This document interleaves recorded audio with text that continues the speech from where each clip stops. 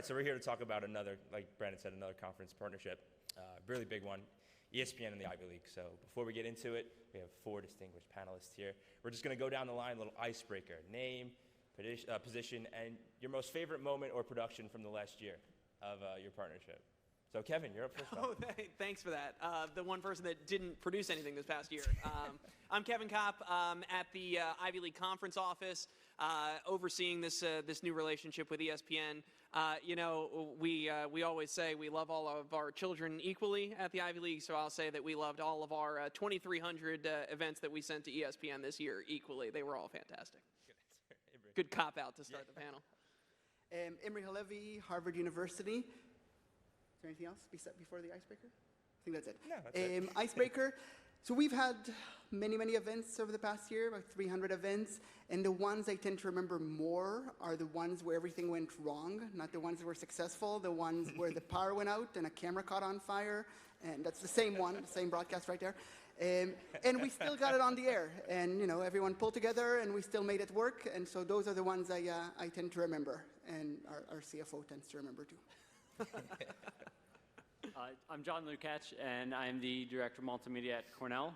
And I would say opposite side of that one is probably the first Ivy League basketball, home and home. We always play Columbia, doubleheader, men's and women's, and putting together the entire package for ESPN off of the first few games that we've had before Ivy. It was a lot just to handle with, and to be able to get that pulled off with about a 45-minute turnaround in between the games. I mean, it was a lot to see both of that, a whole new world, as we are going to explain today. Sean Murphy, ESPN, Senior Coordinating Producer. Imry, was that the fire? Was that the one that I was at? Yeah, that was the... Yeah, Lost Power had the fire, and ESPN was doing a site visit at the same time. Right, it was good. And the rowing you did that morning was really good, too, though. So it was interesting seeing all the different things, and I just think the growth of the level of productions throughout the year has been great to see. All right, so let's go circa 2012. Let's go back in a time machine. Where was the Ivy League before this deal? And talk about a little bit how you guys decided to go to this partnership. So, Imry. And so before 2012, each Ivy League school was really doing its own thing. Each school had its own streaming platform. Each school was doing its own productions with its own graphics and own standards. Some schools were producing many different sports, some were not.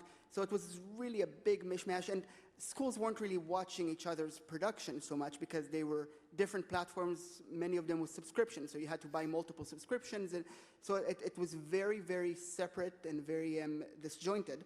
And then around 2012, the league office and the athletic directors around the Ivy League decided that it would be a good idea to start exploring coming together and putting together some kind of proposal for a league-wide network, something that would put us all together. That was, it wasn't revolutionary by any means, but it was new back in the day. It wasn't something that many conferences were doing. We spent a lot of time trying to figure out what our priorities were, why we're even streaming, why is it worth it. And we spent a lot of time talking to companies and figuring out which company would be best situated to help the league and help the schools. We ended up working with a company called New Line and launching the Ivy League Network in 2012. And over the next 4, 5, 6 years until this past year, we basically spent the time building out our own network, creating our own graphics package, creating our own standards, creating our own policies around what should be produced and what doesn't need to be produced as much, which sports need to have a higher broadcast quality and which are not necessarily a priority right now. So it was a very interesting exercise in trying to build a network from scratch on our own, using our own internal knowledge. It was a huge success. It was great. The Ivy League Network was very successful. We had lots of people watching. But we always knew there was something missing there. Going on your own is good because you get to make all the decisions on your own.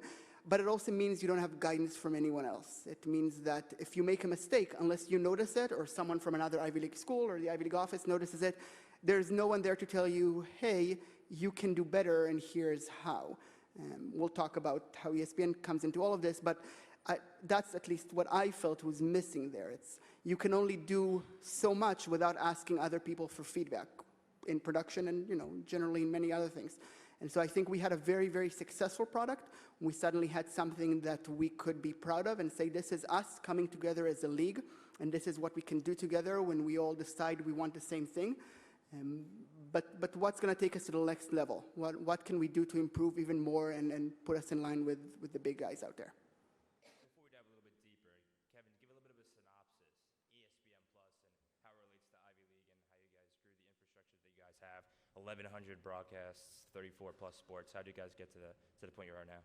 Sure. So, that kind of Imry's background leads up to obviously deciding to make this step to ESPN at the same time that ESPN is launching ESPN Plus. It worked together. And so, for those of you that have, deals at your conference level with ESPN, you know that you can look at your peer conferences and see that every deal is a little bit different. But because of the work that was done to build up the Ivy League network, there were certain things that were an absolute priority, and the biggest one, and I think the one that probably makes our situation maybe the most unique, is the sheer number of events and the sheer number of sports, and the fact that this wasn't going to work if we brought over football, men's and women's basketball, and men's and women's lacrosse. It needed to be, Imry's got 42 sports at Harvard, Columbia. Proud of it. Yeah, and Columbia, the slacker of the group has 35, I think, is our lowest. So we sponsor 33 as a conference, but we stream more than just what the Ivy League, considers to be an Ivy League sport. So that was the biggest thing, is finding a platform that could hold all of this. We weren't going to split up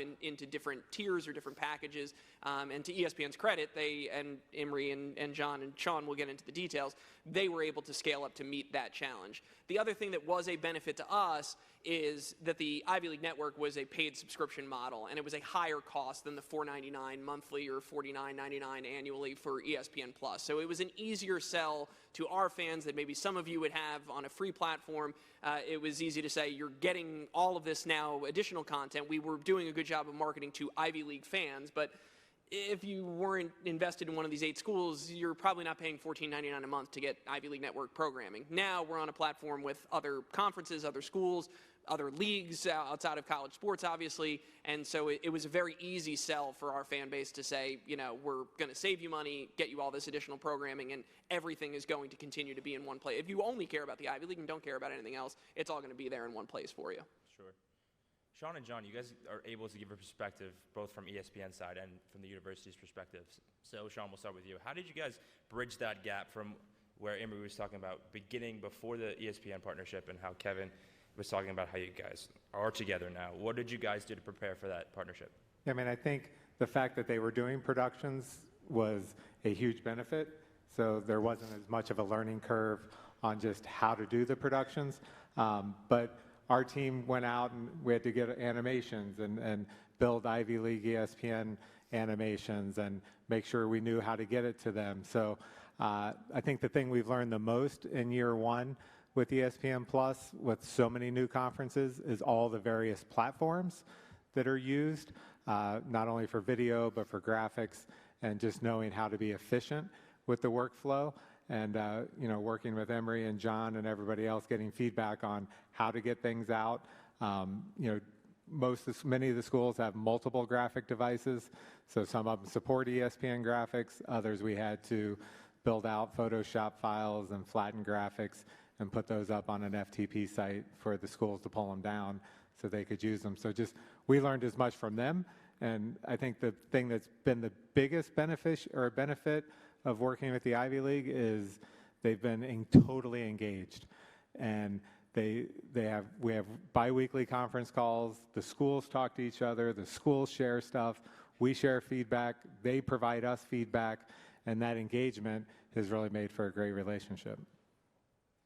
Yeah, and piggybacking off of that one, it was a summer that we spent, instead of focusing on what our graphics package should look like, now we knew, okay, here we've got ESPN's graphics coming in. Now we've got to get the Photoshop files to create the whole layout for soccer, volleyballs, all those sports we do.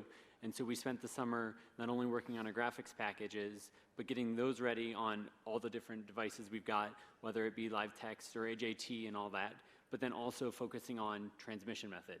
Obviously, it's a little different than just RTMP. Some of our sports are that way via RTMP, but then we also have high visions that we focus on pushing out. So it's making sure that ESPN can see our feeds, because being in the Ivy League, a lot of our facilities are older, and so we've got to make sure the internet bandwidth was up to par. So it was several weeks of testing, sending program feed, and I know Imry spearheaded a lot of that with ESPN to make sure each of the schools were pushing at the right format and all that so that ESPN could get us. Sure. Sean brought up a good point about the weekly, bi-weekly meetings and conference calls and all that things. Imry, how do you guys maintain this well-oiled machine, constantly communicating with Sean and ESPN, and, any last-minute changes you guys had to do? How do you maintain the strength in the partnership? So it started early, as John mentioned, as Sean mentioned. We had a way we were doing things. We had a way of how we produce a soccer game or a volleyball game or a football game, and there was the way that ESPN wanted us to do it, and we had to spend the summer and throughout the year finding a middle ground, finding a way that would work for us and for ESPN. We're not going to be able to do 12 cameras for every football game. We're not all going to get Viz graphic systems to support every broadcast. That's not going to happen. We knew the reality we had, and ESPN was amazing in meeting us halfway. John mentioned AJT. We use AJT systems for many of our graphics, and ESPN was very helpful in making sure that we had graphics built in there. But we're the Ivy League, and so sometimes we have 3 or 4 or 5 or 6 or 7 or 8 games going on at once, and we're not going to have 8 different AJT systems or ROS expressions or Viz. Sometimes we just need flattened graphics. We need graphics that can be run in LiveText or through Photoshop, or it could be put into a Blackmagic switcher or anything like that. And ESPN was great in getting those graphics to us, but it's been an ongoing process. We focused on fall sports early on, but then we had winter and we needed hockey graphics, and then we had the spring and we needed baseball graphics and lacrosse graphics and rowing graphics. And so it's been an ongoing conversation throughout the year to make sure that the graphics and the transmission and everything else don't have any kind of fall off, because we didn't think to prepare for softball while we were working on soccer in the fall. It's what's coming up next, how do we stay ahead of it, and what do we need? Same with transmission. John mentioned transmission. ESPN historically liked fiber transmission or uplink trucks. Again, that's not practical when you have 8 games going on at once, and regardless, we're never going to have an uplink truck roll into campus. That's too expensive. What can we do there? We have a very robust IP system. Can we use point-to-point IP transmission? Can we use RTMP streaming for some of the sports that are not out of a control room? And how do we get more and more venues online as we work towards baseball and softball and rowing, which is on a river? How do we get connectivity there? How do we work through that? So ESPN has been great in staying on top of these and working with us to make sure that we don't forget anything as the seasons progress. Kevin, from the conference side of things, anything that you and Matt Panto did to cultivate a successful partnership with ESPN? I'll take all the credit for any work that Matt Panto did this year, because he's not on the stage. So, it's a lot. The sheer volume of it is a lot to manage, and I think if there's a point that we've hit home on, it's ESPN's willingness to democratize their process allowed for all of this to happen. And so, Imry is saying, how do we meet in the middle? What our role is to try to facilitate as many of those conversations as possible. We're not in it in that we're not producing, but we're able to facilitate those conversations. We talked about, it's a very close-knit conference. Obviously, the schools all go back a million years, and luckily we're in a really good position with this group, not just John and Imry, but at all 8 of our schools. We've had a lot of stability. We've had a lot of the same faces. Everyone, knock on wood, stayed with the Ivy League through this transition, so they all got, history, and there really is a good communal spirit to it. So it's a matter of just trying to take what are the challenges that Yale is having at field hockey, and Columbia is having at football, and Cornell is having at ice hockey, trying to synthesize all of those. And so when we have this time with ESPN, they were very gracious with their time, but trying to use that effectively and say, okay, here are our priorities. What are the fires that we need to put out? What are the specific things we need to work on? We spent year 1 a lot, probably more than any of us wanted to, talking about transmission and graphics, and that's what we've hit so far. I don't want to jump ahead, but now that we're up and running here, now it becomes okay. We've done these things at this level. How do we get better? Where do we get better? Now that we're not focusing so much on just the the kind of basic blocking and tackling of putting on productions, how do we really start to enhance them? Sure. Speaking of fires, the challenges that you guys face. John, we'll start with you. But we can go around the horn and discuss any of the sticky points that you guys, were frustrated. I know Kevin mentioned talking about transmission for the first year. So now that year one's done, challenges that you would want to convey to the audience who, hey, they're going to, in the future have a partnership with someone. How do you fix this? Or what are the things you have to do on game day that you have to fix? What are some things that stick out in front of your mind? Yeah, so we've brought a few pictures to show off some of the locations, and I think one of the biggest challenges is the locations and facilities. Obviously, we've got plenty of facilities on campuses that we have to find a closet or we have to have a fly pack for, and those are tough. And I know that it's one of those where we may find a room that we can take over for a day, and it's next day it's something else. And I know it's just something that it's tough because when we're getting ready for a football game, we're getting there 6-7 hours earlier to run all the cable at some of the facilities. Others, basketball, might already have them all run. So I think the biggest challenge is the locations and the facilities. And as this partnership grows, each school is slowly figuring out, finding space, finding the money, finding the resources to build at least part of a control room or the start of a control room. And it's tough because now we're looking to hopefully not take $100,000 worth of equipment out to, say, a soccer field. We're trying to find ways to cut corners, whether it be using Wirecasts. And that's one of the biggest things that helped being able to figure out how to stream to ESPN with Wirecast. And it was one of the benefits, I think, on the opposite side of challenges was finding a way to get our 1-camera, 2-camera soccer stream and push that to ESPN, but still have the same look that a viewer at home might not be able to see what we've got. So that was one of the biggest challenges. John, is that set up there over under $10 million? That one would be just a little under. All right. Imry, any challenges at Harvard? Yeah, if you want to pull up Harvard photos, I think I sent a couple. I'll see which one is first, and I'll talk about that. I don't want to. That's Cornell again. It's a great photo. Yeah, it's excellent, John. Good job. There we go. This is a good thing. This is baseball, I believe, or softball. Baseball in this little mobile control room we have. And as Kevin mentioned, I think the ACC network has taught us a lot that with a dream and $10 million and 8 scholarships, you too can achieve anything you want. And so this is obviously none of those things. This is a very, very small production with a TriCaster Mini there at the left and AJT system graphic solution on the right, and I think stats there and a little mixer. But we try to do as much as we can, and that's what we've been working on with ESPN. It's, I can't possibly go to my athletic director and say I need $1 million, or even $500,000, or even $250,000. But we have gear that's worth a lot more than $250,000 right now, and it's because we did it gradually. It's because we said, what do we need to get started right now, and how do we build on top of that? We used to have just live text, which is NewTek's graphic solution for graphics. It's very cheap and it works, but it's very, very basic and you can't do much with it. And then we said, as a league, we need to do something better for graphics. Let's get AJT. And then I said, well, we need 2 AJT. So we got another one. It's been this gradual thing of building up towards what we think are good graphics and what ESPN tells us this is what we need for production as a whole. Next photo. There we go.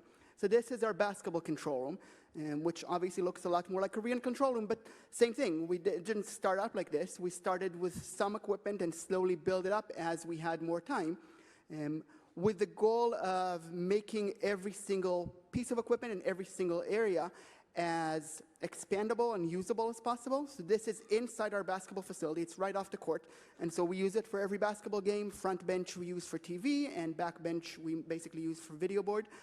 But we can use it anywhere else. We've done water polo broadcasts out of here, rowing broadcasts out of here, soccer broadcasts out of here.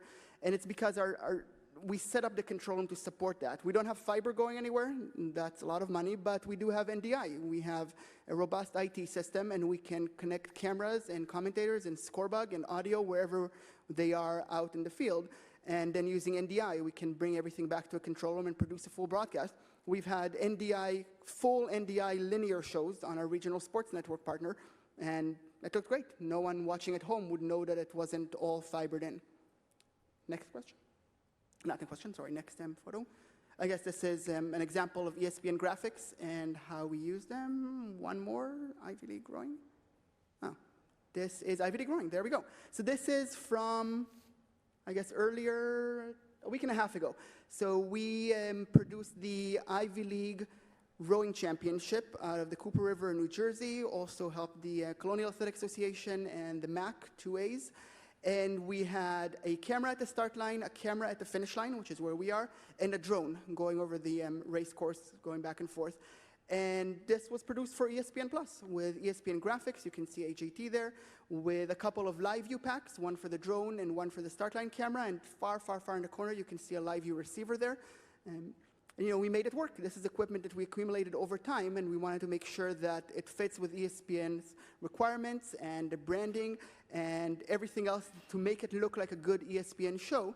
But also realizing that we are, I don't think we have an external shot, but we're in a small, dirty trailer at the finish line of somewhere in middle New Jersey. And, you know, you do what you can. But I think we made it work. And that's the point. It's not about investing a lot of money early on. It's about having a goal, having something you strive to as a school and as a league, and how do you get there working with ESPN. And I would say, you know, the learning things for us this year, again, all the different equipment, you know, realizing that there are multiple graphic platforms even within the conference, within the same schools. And so learning how they do the productions and how then we can help, how we can provide feedback, try to get them better.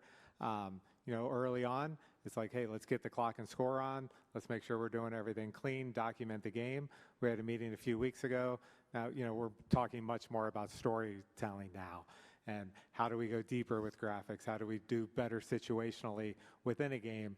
And now that we have that foundation, we'll keep building. So with the challenges, obviously, come the success stories that you guys have. So Sean, we'll go back to you. Overall positive feedback that you've heard from ESPN sides, and then Kevin, what have you heard from the Ivy League side? I mean, I think one of the great things about ESPN Plus, and I would think that Kevin would agree with this, is, you know, now all of this inventory, you know, we're serving fans who did not get to see a lot of this content before.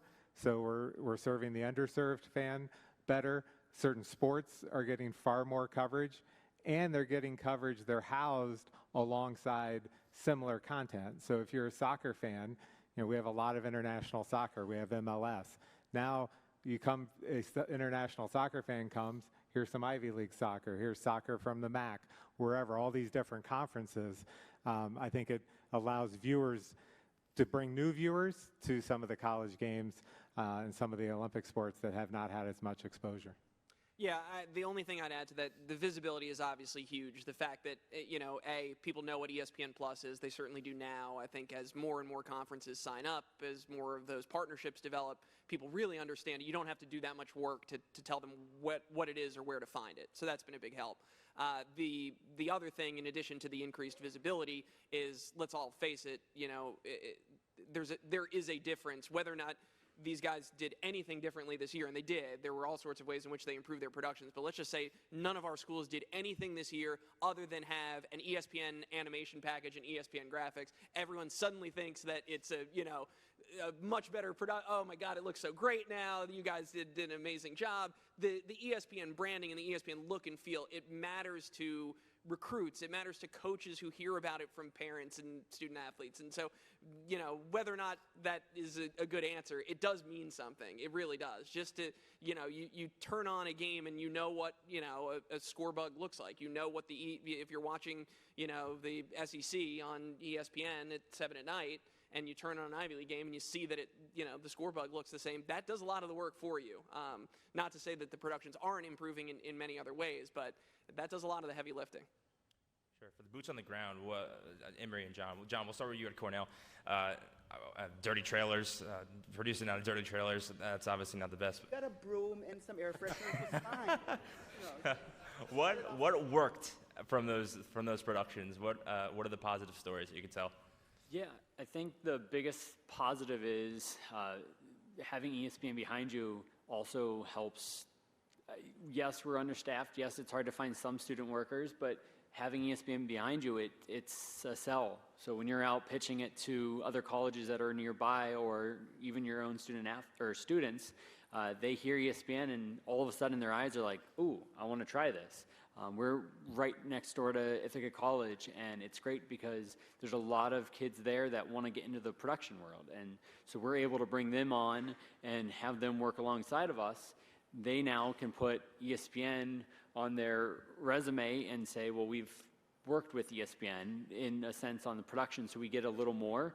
Granted, our productions aren't the big TV productions, but partnering with ESPN helps in a sense that we're working to get our productions to that next level, which means now we're working to staff the graphics, staff replay, staff everything more and more, and have more replay opportunities, have more camera opportunities. I know this year, our football games, we went from just a basic 3-camera setup for football, 1 high, 2 low. Now we've got 1 high end, 1 low end zone, and 2 up top. So, I mean, it's something that we keep moving forward and forward with. And I know football is not the only one, for us at least, changing. But moving forward, we just look to keep adding to that. I agree. It's definitely helped with recruiting. It's also helped internally. Something we've struggled with over the years is working with our coaches and doing things that they sometimes think that interfere with their game. We wanted to put a camera on the sideline at soccer, on the field, a shoulder-mounted camera to walk around. And the soccer coaches wouldn't hear of it. They said this is disruptive to the game. We said it's always done it. No, disruptive. And then this year, when they hear something is on ESPN, even though it's still just us, they come to me and say, how can we help ESPN? Do the commentators need to talk to us? Where would you like to put cameras? What does ESPN need? It's still just us. You know, the logo changes, nothing else. But there's something in the mentality changes because it helps them with recruiting. And so they constantly talk about ESPN, we're on ESPN, this is what we're doing, ESPN. And in their head, it already sounds bigger and it makes it seem bigger. And so that's been very helpful for us. The internal buy-in to making sure that ESPN broadcasts look good. How is this, after the first year, the synergy between Kevin, you and your schools in the conference, and then Sean, how has this created a synergy between you and the Ivy League? Kevin, you can go. Like I said, this is already such a close-knit league. So it was really easy for me to walk in, as kind of the new guy in the room. Everyone else at all of the schools had already been there. So that part, I don't know that it's, I mean, these guys, you saw it before and after. I'm not sure how much it's really changed. We had a really good base to go off of. It does help, as Imry said, it does help a little bit, not to say that ESPN has come in and been dictatorial in the way that they want us to do things, but it does help focus the conversation, right? So, it helps as different schools have different priorities, and, one school may want to do more of this, and one school may want to do more of this. It does help to have ESPN provide us a little bit of a framework and a common goal to be reaching towards. So I think in that way, it maybe has helped frame some of those conversations that we have as a league. And again, it's been the partnership. We've had several conferences who have produced content for ESPN3 for many years, but now we're up to 20 conferences who are producing content for ESPN platforms. And I think it's just the synergy between what we learn here, we can use with other conferences, what we learn with other conferences, we can use here. There are things that we can take and ideas that we see how the schools are doing things efficiently. Maybe there's some of our digital productions that we handle, some of our linear productions, how we can use some of the equipment or efficiencies. We're open to all of it, and that's how it's helping us as well. Sure. Kevin, we had a discussion earlier, and we said it's not a sprint, but it's a marathon, because this is the first year out of a 10-year deal. Where do we go from here? So any ideas? What are the goals in your checklist that you want to check off in the second year? It's not my checklist. I think we've hit on it. It's again, there are so many sports, there are so many productions that we really look at incremental progress. How do you take something that's not being streamed currently and find a way to? How do you find something that is being done at a one-camera level and find a way to add to it in some way? And again, ESPN has provided us with resources and a framework for if you are to go about thinking, okay, I might want to scale up something. They have been great about providing us, a blueprint to do that. So those guys will speak much more intelligently to that than I can. What I'm thinking from a league standpoint is ESPN Plus is a big part of this relationship. It's if you break it into a pie chart, it's the biggest slice of pie. But from a league standpoint, I think we are looking at deepening that relationship as a whole. When we signed the deal, we called it a comprehensive partnership, and that's a little bit of business jargon speak, but it really does have some actual meaning. There's so much that goes beyond just the school productions for ESPN Plus. We have linear opportunities on ESPN, ESPNU that we never had before. That goes beyond just football and basketball. It goes down to our Olympic sports programming. So having more of a dialogue with the folks at ESPN about those opportunities. We are looking at having in-person events hosted by ESPN in Bristol for our student athletes, for our media. So there's all of these other opportunities now that have been opened by the fact that we're now an ESPN partner and there's a vested interest on both sides. So the ESPN Plus platform is great, but I think that's our big priority as a league as we go out through the next 9 years of this deal, is how do we find these other marketing, promotional, partnership opportunities that go beyond just productions themselves. There's a whole bigger piece to it. For us, so Harvard has 42 Division I teams. We currently produce and broadcast all home games for 32 out of those 42. I'd like to find a way to get the 32 closer to 42, figure out how we can stream these other sports that are not always on campus. Drones, all drones. Absolutely, the drone is the answer to everything. But we use students for a lot of our staffing, and I think for those of you who use students, you know that the two words that really best describes working with students is dependability and reliability, especially around exams and breaks. Not really. I mean, students are great, and they're very passionate. They bring new ideas, and they're very motivated. But sometimes they're not available to work, and sometimes they have homework they didn't predict and exams they have to study for. And so how do we build our infrastructure that doesn't rely on that as much? How do we automate things as much as possible? How do we put up PTZ cameras as backups if we don't have a manned camera somewhere? And how do we use those to support more and more production so that it's not just those 32, but also, we don't currently stream sailing or golf or skiing or cross country. And we can. It's just we have to find the resources and the drones to do it. Piggybacking off of that a little bit, I think our focus now turns from, all right, we've got to rebrand our graphics. We've got to redo these each summer. Now we can focus on, we know we have the ESPN graphics package. We know what our goals need to be with ESPN. Now we can focus on bettering our facilities. So whether that be spend the summer figuring out how to rewire our football stadium or how to get more infrastructure to our basketball arena so that we can start to better the productions to where we hope to get them, where we know we want them for ESPN. And it's not just going to help our sanity and make our jobs easier, but the fans are going to see the improvements, and hopefully the fans will enjoy it. I think it's about improving quality. A lot of conversation about graphics and transmission early on. Now we're talking about situations during the game. How do you cover the end of a game? How do you cover an injury? How do the announcers handle a serious injury? We're advancing the production level, and when students are involved or recent college graduates are involved, that's great training for them, and we really enjoy teaching and trying to mentor that group. So we have a little bit over 5 minutes. I'm sure people have questions. Any questions in the audience? Right there, all the way to the left, in the middle. We got a microphone anywhere? Microfino. This was for Sean. Hi, Sean. Hey. Brian, Big South. Hey, Mark. Good to see you. I want to expand on something you said within that, all the many conferences that you are working with. What are the common pluses and minuses, conference to conference, that you're seeing in the aggregate, the recurring strengths and weaknesses, I guess, of this transition? Yep. I think the biggest strength, I'll go back to when the conference, even beyond the schools, when the conference is heavily engaged and helps sets initiatives, we have the most success. And then when the schools are sharing information, not only ideas, but when they're sharing graphics, when they're sharing elements, when they're sharing their struggles, and when we have those group conversations, I think that's the biggest strength.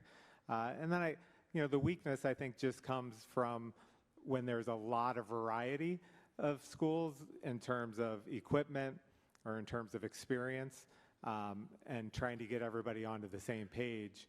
Not necessarily that it's a weakness, but it's an area that we can make stronger. Any other questions? Over here in the front.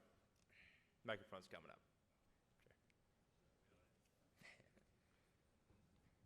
Hey guys, Chris Mykowski with the Southland. I seem to remember when this transition was happening that there was some talk about what to do for your international viewers, and I just want to talk about that process. Right now, we don't have that solution for the events on ESPN Plus that our schools produce and the conference produces. So whether it's families of international student athletes or expats who want to keep up with their alma mater, how have you guys worked on that? So international viewership is very important to the Ivy League. We have lots of international students and therefore lots of international parents, and it's something that is a priority for us. Because ESPN Plus is currently not available everywhere in the world, and we wish it would be, and if so, that's exactly what we would use. We partnered with another company, Stretch Internet, to come up with another alternate platform that's very small, that has as many of the games that we can that are on ESPN Plus, as many of those games, put them on the international platform as well. It's geofenced so that anywhere where ESPN Plus is available, the international platform is not available. It has the same pricing as ESPN Plus. Everything is as similar as we can make it, and so people internationally can watch it. It's something that was definitely a priority, and we spent a lot of time during the summer trying to figure it out. Logistically, it's a little difficult because you have to stream things twice to an international platform and ESPN Plus, but because it's a priority, we've been working through it as a league to make sure we can provide that support. Any other questions? Over there, microphone's on its way. For ESPN Plus broadcast standards, what do you guys do to solve commentator issues? Like, are you using students, besides Kevin's expertise in gymnastics, of course? So I gotta pay him for dropping my chin. Yeah. I think it really depends on the sport. Some of us, I mean, the big one was cutting radio and not having radio tie-ins. And so by eliminating, if we were completely eliminating radio, we could then piggyback and use those the talent from the radio. Some of us already had some talent that were working with us for other sports. But for some of the, we'll call them smaller sports, where it is just a 1 to 2 camera soccer stream, we do look to students. I know at Cornell we've used some student broadcasters. It's hit or miss. I mean, it really is. Sometimes you get a student who's really passionate about it, and then sometimes you get someone who might not do so well and could burn you. But that said, you also get that with the professional talent. Sometimes they'll be hitting home run out of the park for a call, and then the next production, they might drop something that it just blows up the whole broadcast, and then you're going to hear from it from ESPN. That's one of the big ones, but we did work with ESPN to get a sort of a call for all our talent, as many as possible, so that we could sort of put them in one area on a call with ESPN, and ESPN could then say, here's what we're looking for, here's how to handle, as Sean said, here's how to handle an injury. You don't need to talk over it all the time. I think that was one of the big ones that we worked with the staff at ESPN to coordinate so that hopefully they could get better as well. I think, so ESPN has these campus representatives that work for Sean, and they each have a number of schools that are assigned to them, and they work with us closely. They come to our productions and sit in the back in the control room, or the little shed with the rats running around. And twice that's, geez, no, I'm just kidding. But the rats were out before we came. But they sit there and they take a lot of notes during the productions, and then they provide feedback. And some of the feedback is to our camera operators and our graphics op and the directors, but a lot of the feedback is to the commentators about when to speak and when to just let the game breathe, and how to handle certain situations. And this is guidance that we give to our commentators all the time, but having someone with an ESPN logo on their shirt come and say, listen, I just sat here and I listened to this broadcast and it was good, but here are some things you can work on, has been taken very, very well. It's taken seriously. It's taken with the understanding that it's constructive criticism, not just criticism for no reason. And I have already seen an increase in quality and in the commentary across the board for all the schools in the league, just from that feedback, from listening to what ESPN has to say, saying, okay, I want to be in the level that ESPN would be happy with, because maybe someday in the future I want to be on ESPN, and so I'm going to make an effort, and I think that's worked well. Yeah, and we did try to be proactive, and we can do more of that in the future, of having calls with them and kind of walk through those scenarios. And one thing that happens often is if you have two students calling the game, you may have your color analyst who's not ever played the game, and so we stress to them, talk to the coaches, talk to the players, tell stories through that information you get, and don't try to be an expert. Don't try to act like Jay Billis if you didn't play the game. Stay in your lane, be who you are, like John Wildhack said earlier today. You got to be genuine.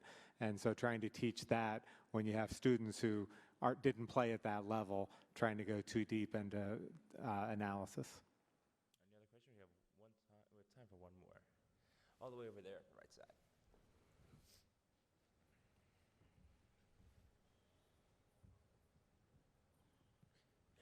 Coming from the Sun Belt, I can echo exactly what they were saying about the partnership with ESPN, being able to recruit students with the name ESPN and what it means for the schools. What about for ESPN? How has this project gone for the year? Is Plus where you all want it to be? What's it look like in 5 years? Yeah, we're very happy. I think the relationships with all the conferences and schools keep getting stronger and stronger, and more are coming on board. So we're very happy with that. And, I think some of the benefits for us are getting to work with, from a distance, but students, and we know that the pool of candidates for, future employment at ESPN is going to be deeper through all these conference and school relationships. We've been very happy, and again, I think 5 years from now, not only will there be more, but I think we'll keep getting better. But we also know there's a lot of turnover. If students are involved, they're graduating and so forth, so we'll always have to be hitting the fundamentals. But I say this on a lot of the calls we do at the schools. A lot of the messaging we're given are the same things we give on our calls with our linear shows. When we do a football conference call or a basketball conference call, we're doing a lot of the same reminders. So the fundamentals never go away, but I think we'll just keep seeing the quality get better and better through the years. All right, before we let these guys go, we have a really nice case study coming up with Jesse Janowski of Texas A&M's 12th Man Productions and Cassidy Phillips of Imagine Communications. But now, give these fine gentlemen a round of applause.